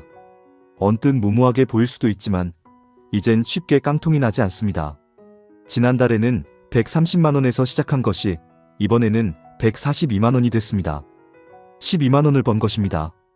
한 달 내내 키보드를 두드리며 라면을 먹고 잠도 못 자고 상한가를 쳐도 불안에 떨고 하한가를 쳐도 불안에 떨며 지냈습니다. 그래도 요즘은 나아졌습니다. 장이 끝나면 냉정을 찾으려고 애쓰고 매매의 파장이 미치는 정신적인 영향을 줄이기 위해 마음을 다스리고 있습니다. 아, 보세요. 언젠가는 100만 원으로 하루 5만 원씩 꾸준히 버는 날이 올 것입니다.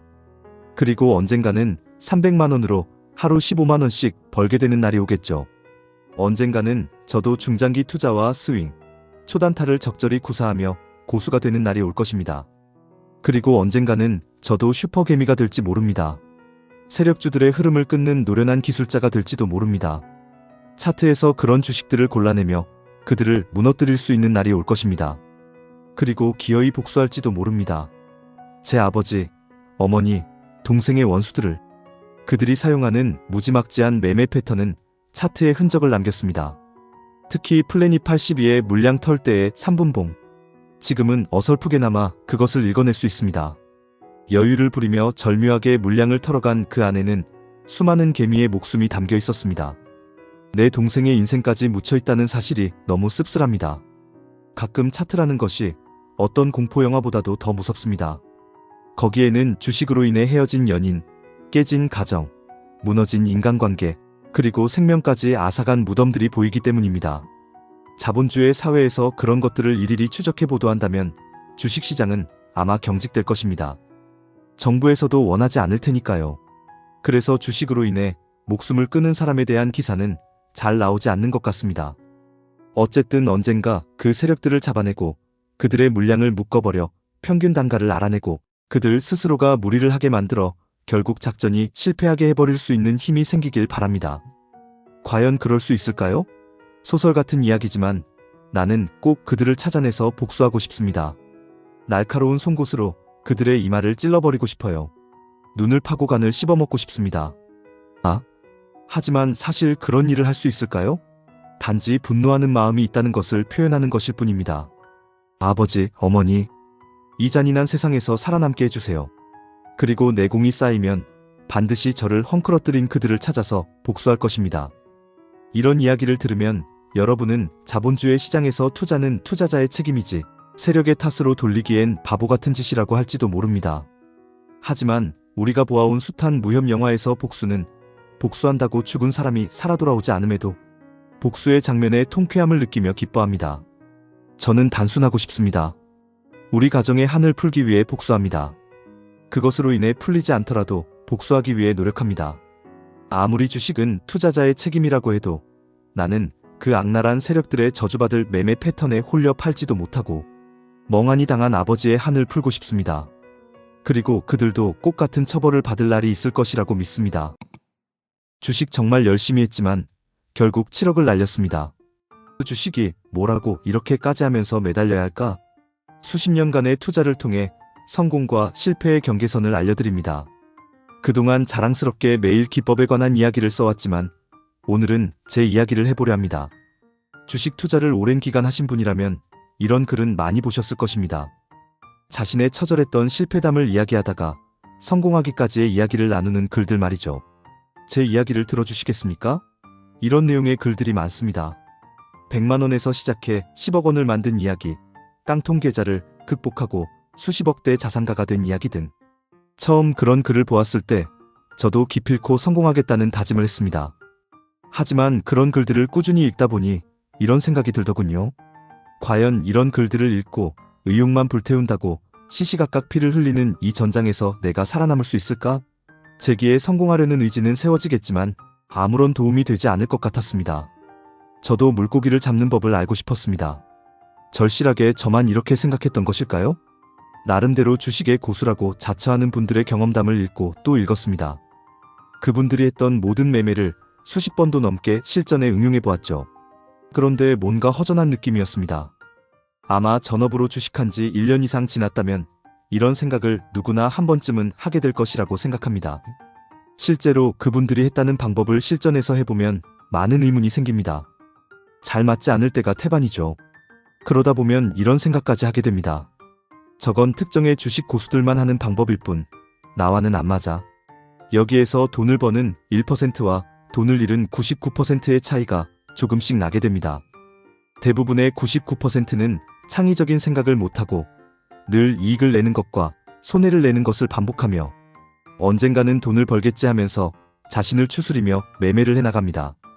어느 정도 주식의 기초를 익히겠지만 큰 돈은 벌지 못하게 됩니다. 그럴 수밖에 없을지도 모릅니다. 남들과 비슷한 생각을 하는데 큰 돈을 벌긴 힘들죠. 물론 주식 투자를 꼭 큰 돈을 벌기 위해 해야 하는 건 아닙니다. 1년에 7% 이자가 나오는 세상에서 한 달에 10%를 꾸준히 해도 1년 동안 200%가 넘는 큰 돈이 되지 않습니까? 복리의 위력을 생각해보면 자본금 500만 원을 가지고 한 달에 복리 10%씩만 벌어도 5년 후에는 15억 원이 모이게 됩니다. 이런 사실을 인지한 조금 앞서가는 투자자들이 난 한 달에 10%만 안정적으로 수익을 내겠어 하는 생각을 하게 되는 겁니다. 저 또한 그렇게 생각했죠. 하지만 이론과 현실은 다르다고 할까요? 자본금 500만 원을 굴릴 때와 5천만 원, 또 1억 원을 굴릴 때는 매매 기법이 달라져야 합니다. 이렇게 단순하게 한 달에 10%만 꾸준한 수익을 내겠다는 말은 쉽지만 실제로는 잘 안 됩니다. 주식은 위험 자산이지만 오래 하다 보면 안정적인 수익이 나는 종목이 눈에 보이게 되는 때가 있습니다. 아, 저 주식 사놓고 한 달만 있으면 몇 프로의 수익은 보장될 거야 라는 생각이 머릿속을 뒤덮게 되죠. 하지만 이걸 아셔야 합니다. 주식 조금 했다는 분치고 그런 생각 안 하는 사람은 없다는 사실입니다. 그런 생각을 가지고 있음에도 마음처럼 안 되는 게 주식시장이죠. 제가 이런 이야기를 한다고 해서 안정적이면서 꾸준한 수익이 최고라고 생각하는 분들께서 주관이 바뀔 거라고는 생각하지 않습니다. 타인의 마음을 돌려놓는다는 건 그만큼 어려운 일이니까요.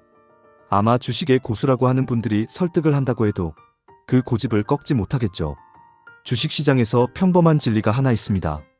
남과 같으면 당한다는 것입니다. 이 말을 잘못 이해하실까봐 조금 더 풀어서 설명드리겠습니다. 주식을 1년에 한 번, 그것도 장기 투자로 자신이 아는 회사에만 투자하여 꾸준히 돈을 버는 분들이 계십니다. 그런 분들의 행동이 현재 한국 주식시장에서 대다수가 하는 행동일까요? 아닙니다. 그분은 자신만의 투자관을 가지고 소신 있게 다수가 하지 않는 소수의 길을 찾은 것입니다. 제가 말하는 남과 같으면 당한다는 말은 단타를 치고 상한가를 노리는 초보자들이 보기에는 극도로 어려운 방법만을 의미하지는 않습니다. 다시 처음으로 돌아가서 저 또한 주식을 우연한 기회에 접하게 되었습니다. 아버님이 주식에 손을 대고 손해를 본 후 제가 이곳에 발을 들이게 된 것이죠. 일반인들이 주식을 접하는 대다수가 그러하듯 저희 아버님도 처음에 주식에 손을 대었을 때 몇 배의 수익을 올렸습니다. 상승장에서는 4배의 수익을 거두었으니까요. 처음에 성공을 경계했어야 했지만 일반인들에게는 쉽게 그런 경각심을 갖기 어렵습니다. 수익이 난 자금을 가지고 다시 재투자를 하게 되면 신이 아닌 이상 언젠가는 크게 잃게 됩니다. 9번을 성공해도 크게 한 번을 잃으면 다시 서기 힘들다는 것이죠. 이 바닥뿐만 아니라 세상 어느 곳에서도 똑같은 진리입니다. 처음에 대우증권의 사이버 트레이딩 룸에서 100만 원의 자본금을 가지고 주식을 시작했습니다.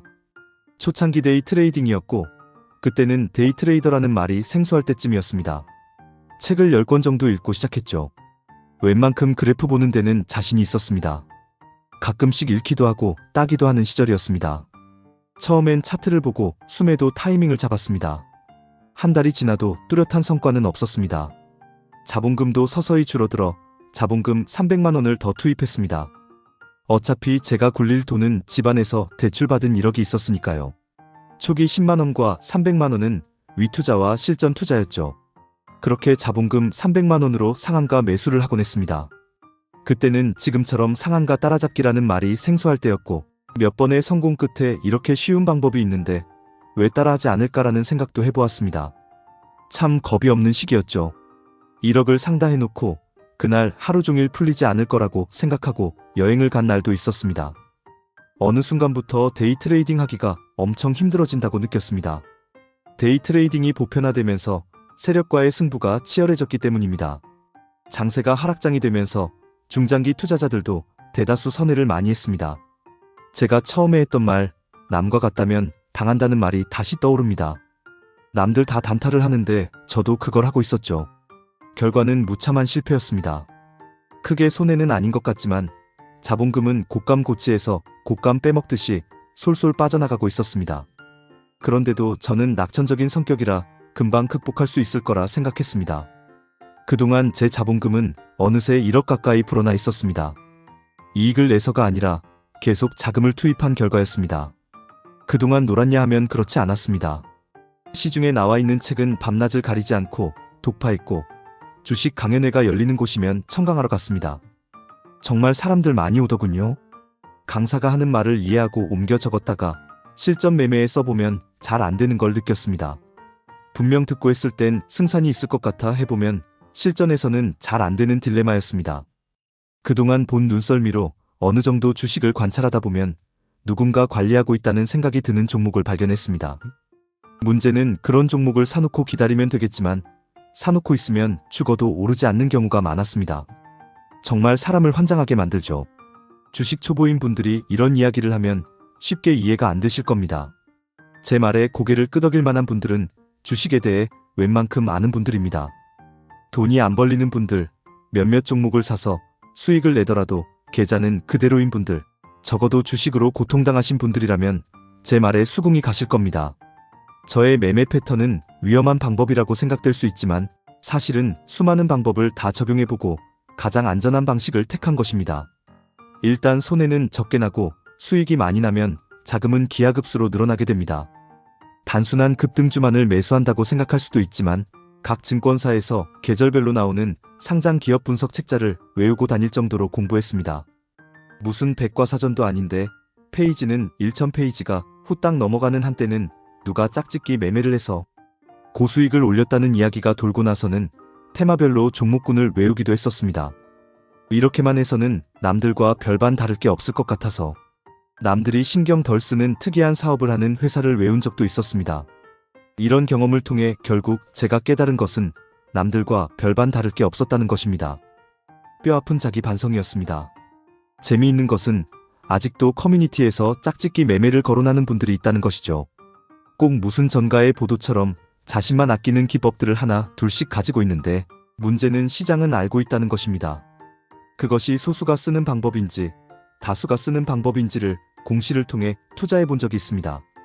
남들보다 빠른 곳에 티커창을 만들어 놓고 공시에 의해 투자를 해봤지만 몇 번의 수익과 몇 번의 실패를 겪으면서 이것이 아니더라는 생각을 하게 되었습니다. 일반 뉴스나 시황 속보창보다 5분에서 10분 이상 빠른 정보를 체크, 단말기로 확인하는 소수의 사람들이 있습니다.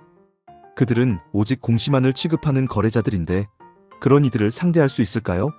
주식을 하시면서 아직도 체크, 단말기의 존재를 모르는 분들이 계신다면 정말 답답하다는 생각이 듭니다. 평범한 증권사 거래원 차트만 보고 저놈이 흔드나 보다, 팔지 말아야지라는 순진한 생각에 급등주를 사놓고 하락하는데도 자신의 고집을 세우는 사람들. 세력들은 엄청난 실탄과 개인보다 우수한 체크 단말기로 개인들의 물량이 털리나 안 털리나를 확인하는데 그들과 맞설 수는 없겠죠. 세력과 맞서지 말고 힘 있는 자의 편에 서야 돈을 벌 수 있다는 교훈을 얻었습니다. 계속 손해를 본 건 아니었습니다. 수익도 나고 손해도 보는 그런 나날이 계속됐습니다. 뭔가 얻을 것이 없나 해서 국내 유명 증권 사이트에 등록하고 공부를 계속했습니다. 남들이 관심을 두지 않는 스토캐스틱, 일목균형표, 볼린저 밴드에 관한 책을 닥치는 대로 사서 읽고 공부했습니다.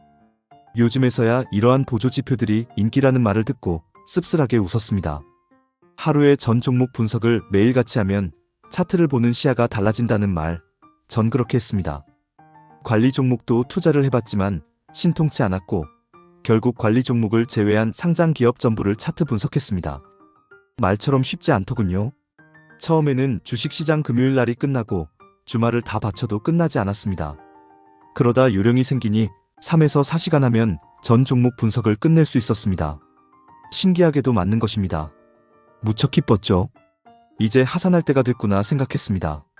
기본적 분석과 기술적 분석을 양면으로 갖춘 칼이 있는데 내가 손해볼 수는 없다는 생각이 들었습니다. 기본적 분석으로 건실한 회사를 찾아 매수 타이밍을 잡고 절묘한 시기에 매매 타이밍을 잡았습니다. 결과는 대성공이었을까요? 제 생각이 틀렸다는 걸 알기까지 오랜 시간이 걸리지 않았습니다. 기본과 기술 두 가지를 양립하려고 했던 생각은 깨지고 말았습니다. 한 번씩 크게 깨지고 손해를 보면 악착같이 다시 벌고 자금을 재투입하면서 여러 번 도전했습니다.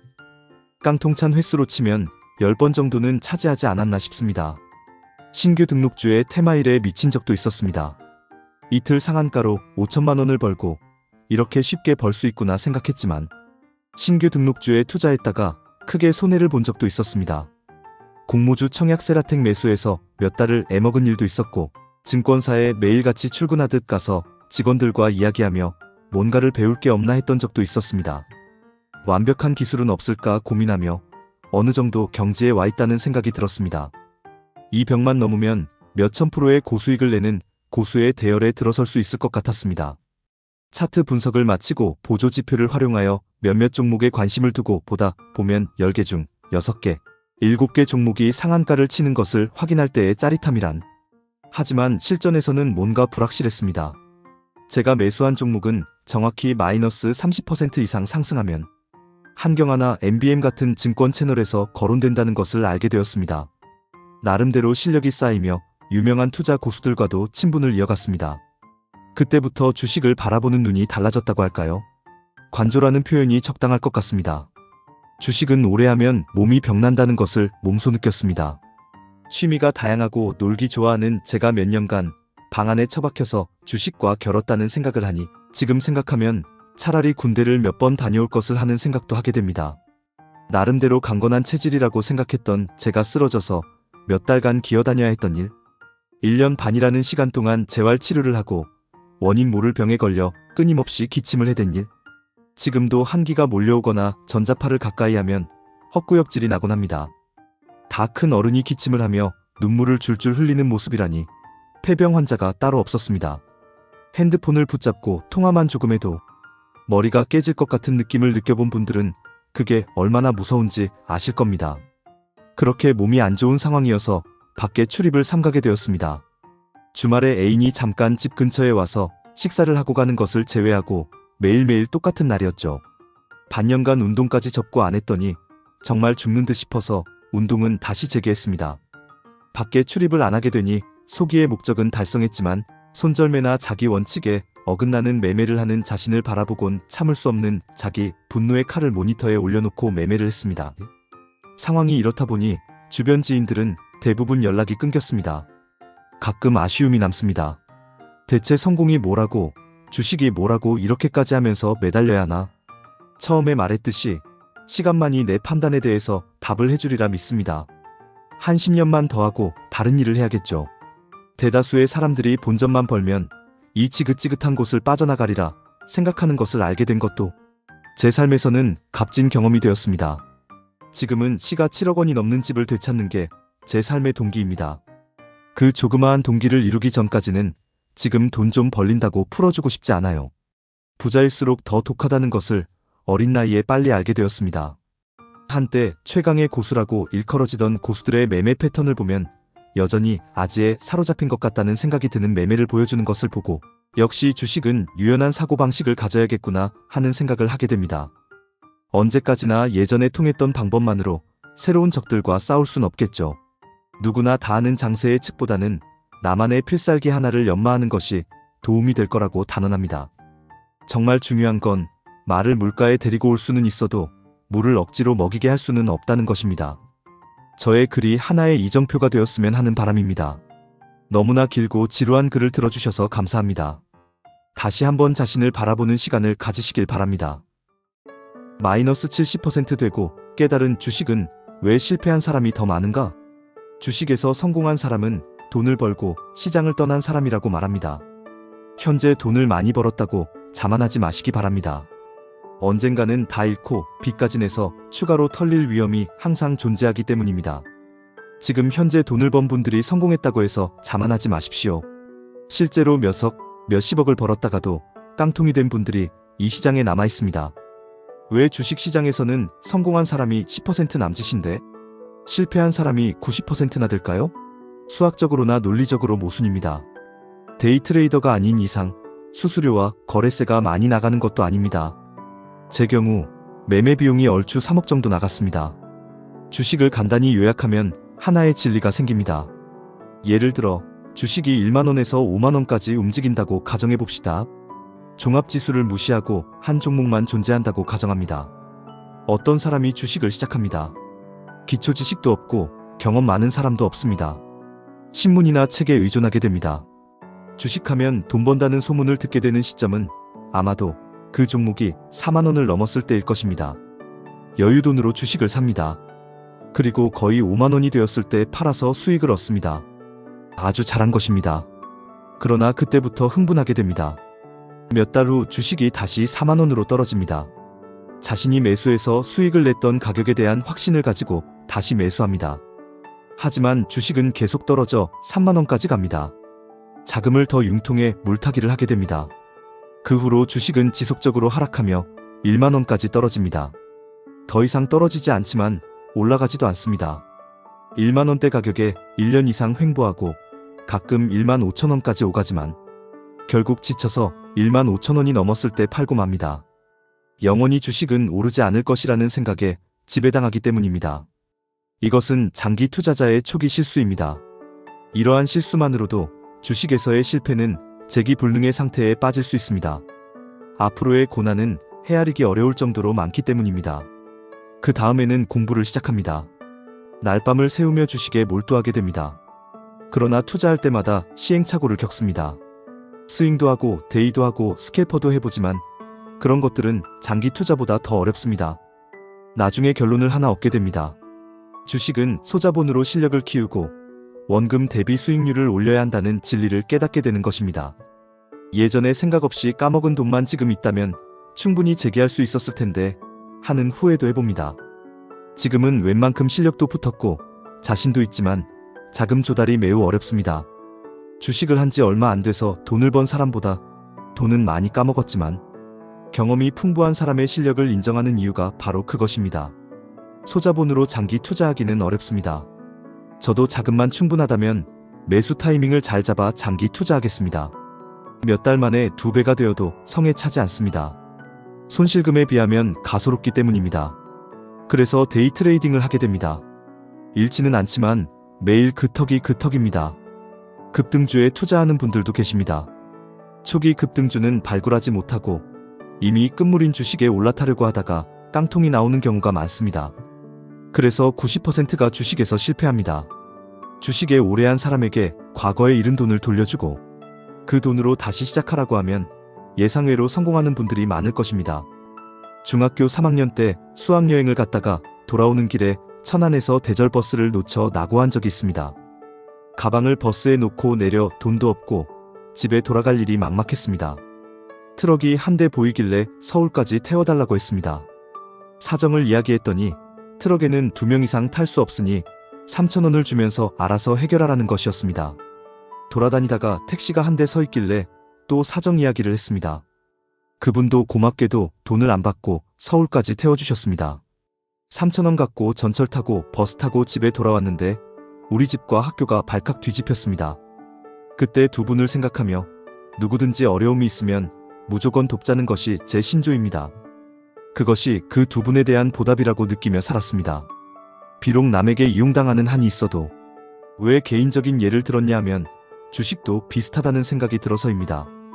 부산에서 주식을 사서 가만히 들고 있으면 서울까지 갔을 때 몇 배의 수익을 가져다 줄 수 있습니다.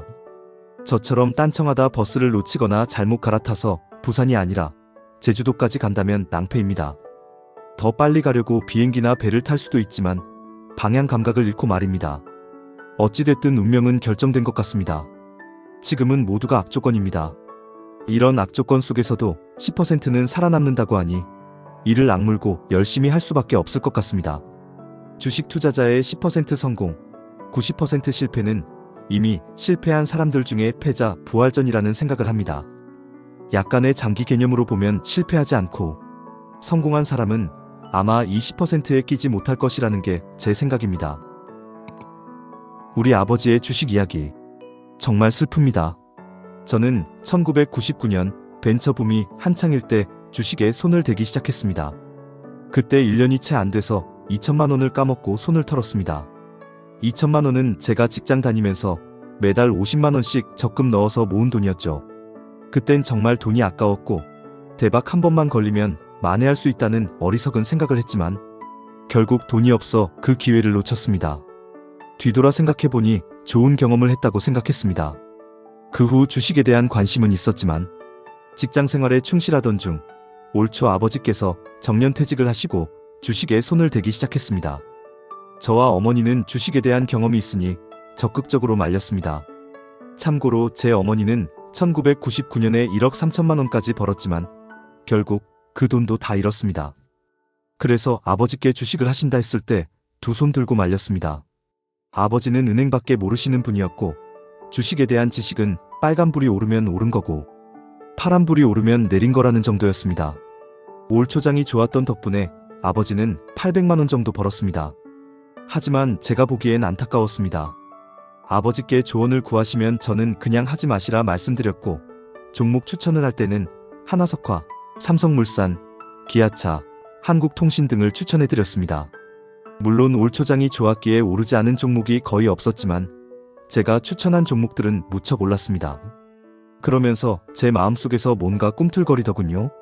만약 제가 했더라면 최소 200% 이상은 벌었을 텐데 하는 생각이 들었습니다. 경제신문에 눈이 가고 주식 사이트를 뒤적거리며 한 달 가까이 망설였습니다. 다시 해볼까? 아니야, 주식은 모르고 사는 게 좋아. 그러다가 결국 1,000만 원의 종잣돈을 구해서 시작하게 되었습니다. 다시 시작하면서 제 자신에게 다짐했습니다. 절대 부실주, 급등주, 투기주는 하지 말자고. 큰 손실은 없었지만 수익도 나지 않았습니다. 조급해지더군요. 1,000만 원이 제 돈이 아니고 대출받은 돈이었으니까요. 빠른 수익을 요구했습니다. 제가 신용이 좋기에 은행에서 연 9%로 빌렸습니다. 물론 대출받아 빚이 생기면 안 된다는 걸 누구보다 잘 알고 있었지만 이상하게 자신감이 생기더군요. 물론 그 뒤에 불안함도 있었지만 어쨌든 우량주로 수익이 나지 않자 다른 데로 눈이 돌아갔습니다. 광덕물산을 보게 되었는데 뭐하는 회사인지도 모르지만 사고 싶은 충동이 생겼습니다. 하지만 사지 않았습니다. 1,600원짜리가 연일 상한가를 치더니 6,000원을 넘어가더군요. 속이 쓰렸습니다. 그러다 우연히 쌍용차를 보게 됐는데 하한가더군요. 하한가 잔량도 많았고 그때도 이상하게 사고 싶었습니다. 하지만 사지 않았습니다. 4,500원짜리가 18,000원까지 올라갔습니다.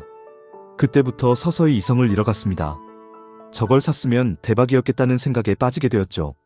결국 우량주 중심의 매매 패턴이 아닌 부실주와 급등주를 건드리면서 한순간에 무너지게 되었습니다. 1,000만 원이 지금 300만 원이 됐습니다. 3달도 안 돼서. 한마디로 웃기죠. 그러는 순간 저의 아버지 계좌를 보니 3천만 원 정도 손실이 나 있더군요. 현대백화점, 현대모비스, LG석유화학, 성창기업, 해룡실리콘 등 아버지가 보유한 종목들이었습니다. 종목 선택은 잘하신 것 같은데 문제는 다들 고점에 사서 물린 것이었죠. 다행히 아버지는 여유 자금으로 하셨고 그 돈이 없어서 생활에 지장을 주는 것은 아니지만 그래도 무척 속상해 보였습니다. 여하튼 주식은 하지 말아야겠다는 생각을 다시 한번 했고 나의 우둔함에 답답하기만 합니다. 영상을 보시고 구독, 좋아요 눌러주시면 제게 큰 힘이 됩니다.